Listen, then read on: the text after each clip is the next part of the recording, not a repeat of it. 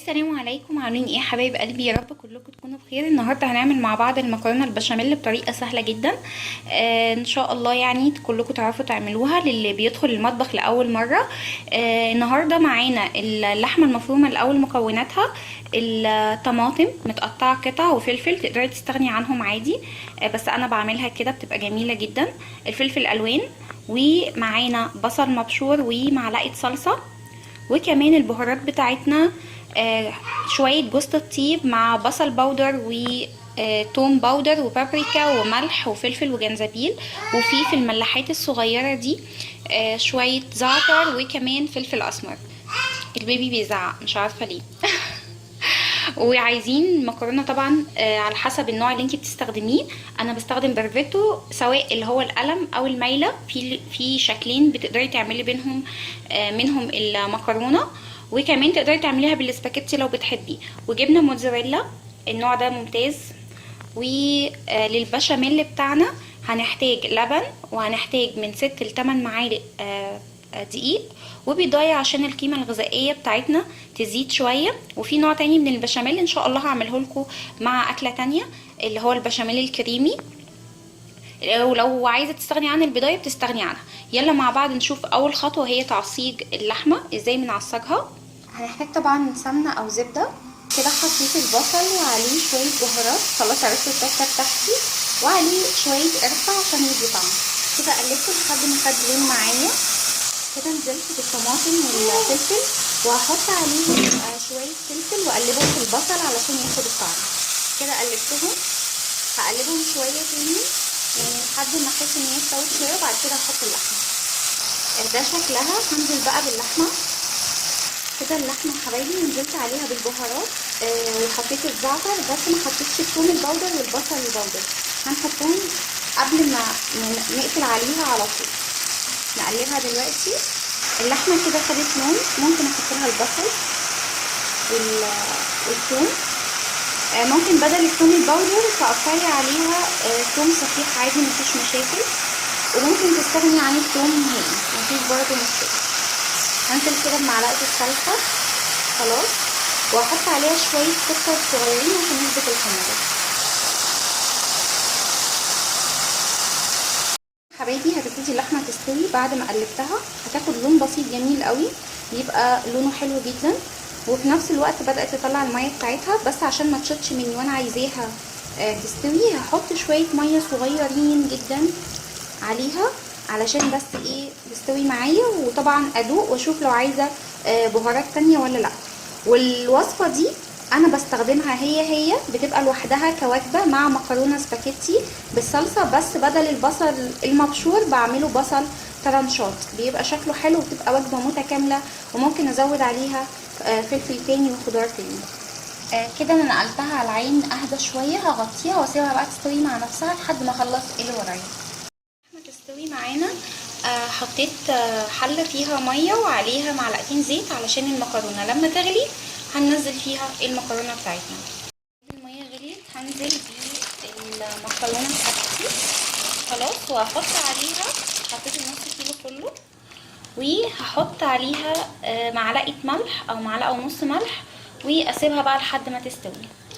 وبكده اللحمه استوت خلاص، والمكرونه عندنا بتتسلق. بعد كده هنشوف ايه الخطوه اللي ممكن نعملها مع بعض. شكل المكرونه خلاص، هروح اصفيها واغسل الحله دي علشان هنعمل فيها البشاميل مع بعض.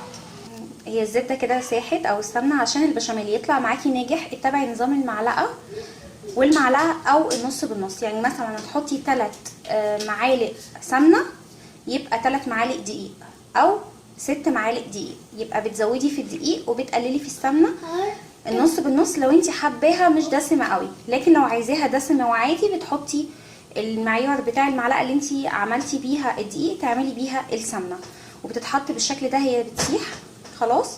هنبتدي بقى نحط مع بعض الدقيق. انا حطيت حوالي 3 معالق سمنه، هبتدي احط 3 معالق دقيق و3 معالق تانيين، قلنا نضاعف الدقيق خلاص. هي العمليه سهله وبسيطه جدا. ادي 3 خلاص،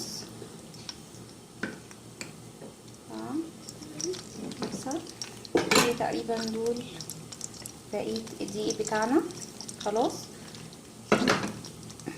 هنا بقى مهم جدا ان انتي تقلبي الدقيق كويس جدا، تقلبيه لحد ما يتشرب السمنه ويبدا ياخد لون ويتحمر، يعني مش يتحمر يبقى احمر، هنشوف دلوقتي مع بعض.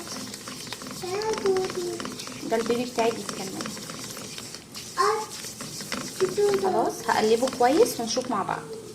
طبعا في بشاميل بتشوفي الدقيق بيبقى كتير قوي والسمنه قليله، فده انا قلتلك زي ما انت عايزه، انا عايزاها دسمه بالنسبه لي فكترت السمنه شويه، فانت ممكن تقللي السمنه، يعني ممكن تحطي معلقتين سمنه مثلا مع الاربع او 6 معالق من الدقيق.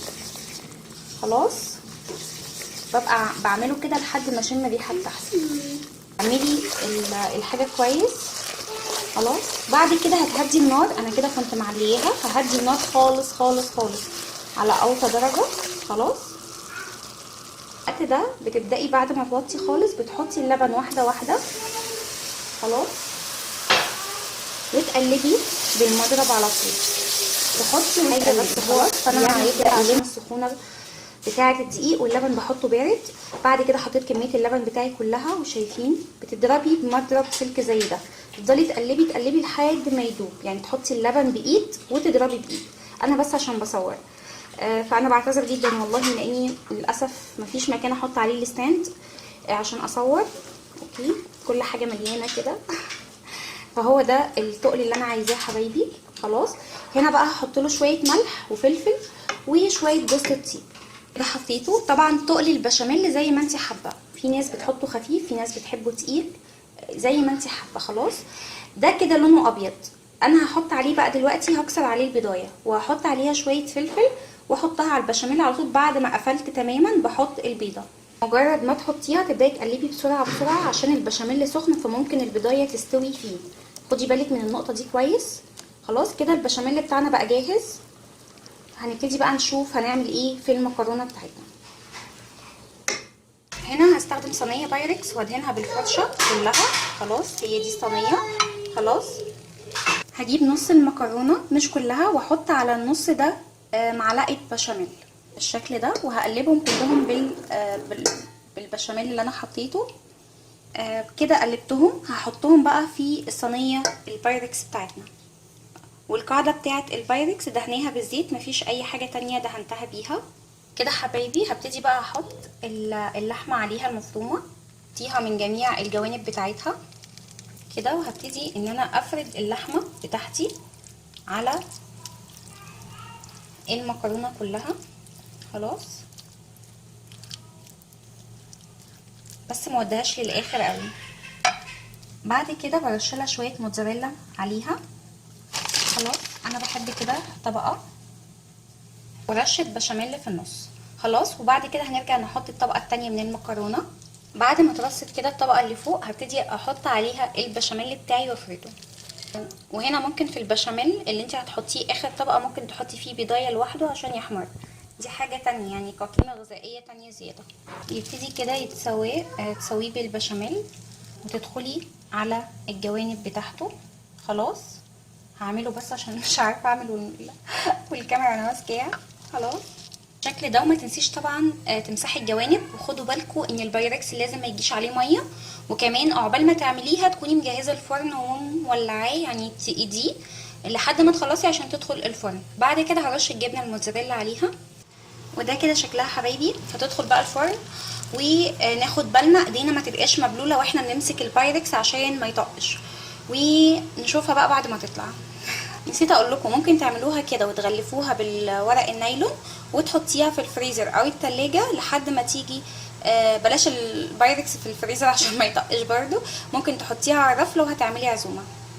ده شكلها النهائي، وهبقى اوريكم الشكل في طبق التقديم. يا رب تكون عجبتكم، وبعتذر مره تانية عشان البشاميل لاني انا كنت بعمل بايد وبصور بايد. وان شاء الله تعجبكم، واشوفكم ان شاء الله في فيديوهات تانية واقول لكم مع السلامه.